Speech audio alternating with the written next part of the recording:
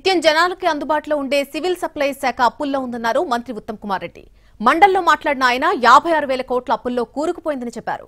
Civil supplies 11,000 కోట్ల నష్టంలో ఉందన్నారు Uttam.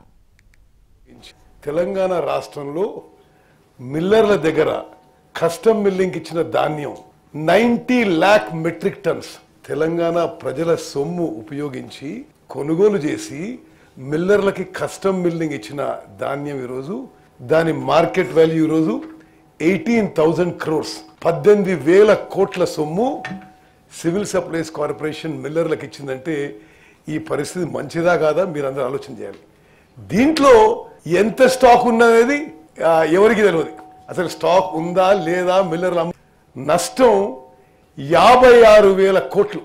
Interest repayment ఇప్పుడు యాన్యువలీ డ్యూ 3,000 కోట్లు. సివిల్ సప్లైస్ కార్పొరేషన్ లాస్ ఇప్పుడు 11,000 కోట్లు. 10,000 కోట్ల సొమ్ము ఉంటే ఈ 11,000 కోట్ల నష్టం. ఇది